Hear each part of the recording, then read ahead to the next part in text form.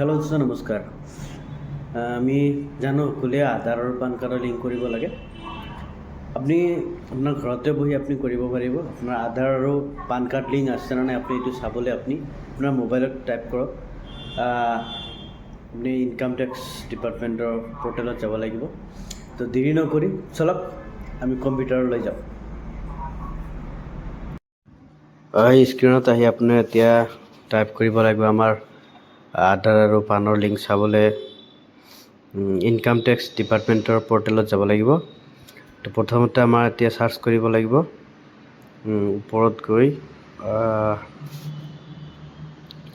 ইয়াত লিখিব লাগিব ইনকাম টেক্স এইটো লিখি আপুনি চাৰ্চ কৰক। চাৰ্চ কৰাৰ পাছত ইয়াত ওপৰত চাব হোম পৰ্টেল যিটো ইনকাম টেক্সৰ, ইয়াতে ক্লিক কৰক। তাৰপাছত ইয়াত আৰু আমাৰ বাকী কোনো কাম নাই, কোনো ছাইটতে ক্লিক কৰিব নালাগে। তলফালে আহিব লাগে। আমাৰ আহি ইয়াত আছে কি ইপাৰ ৰিটাৰ্ণ, ইনকাম টেক্স, নাও 10 টেক্স কেলেণ্ডাৰ, এইবিলাকত নালাগে। আমাৰ চাব লাগে লিংক আধাৰ ষ্টেটাছ, এইটোত আমাৰ ক্লিক কৰিব লাগে। লিংক আধাৰ ষ্টেটাছত ক্লিক কৰিব। তাৰপিছত বস্তুটো লোড হ'ব, অলপ লোডিং ল'ব, পৰ্টেলটো অলপ জাম থাকে। লোড হোৱাৰ পাছত এনেকৈ খোল খাব। তো ফাৰ্ষ্ট টাইম আমাৰ ওপৰত দিব লাগিব আমাৰ পান কাৰ্ড, যি পান আৰু আধাৰৰ লিংক আছে নে নাই এইটো চাবলৈ। পান কাৰ্ড নাম্বাৰটো ওপৰত টাইপ কৰিব।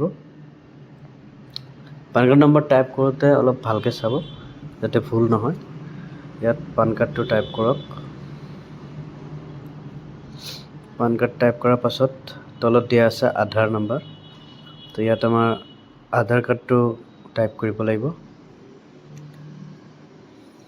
আধাৰ টাইপ কৰাৰ পাছত সোঁফালে চাব পাৰিব ভিউ লিংক আধাৰ ষ্টেটাছ, এইটো শ্ব' হৈ আছে। ইয়াতে আপুনি ক্লিক কৰিব লাগিব। ইয়াত ক্লিক কৰাৰ পাছত আমাৰ ষ্টেটাছটো আমি চাব পাৰিম। এয়া চাব পাৰিছোঁ your PAN number is already link to given Aadhaar number. তো আমাৰ পান কাৰ্ড কি হ'ল, আধাৰৰ লগত লিংক আছে অলৰেডি, এইটো দেখাই আছে। তো বস্তু চিম্পল। ইয়াৰ কাৰণে বেলেগ কাৰোবাৰ তাত যাব নালাগে, আপুনি ঘৰতে বহি আপোনাৰ মোবাইলতে কৰিব পাৰে।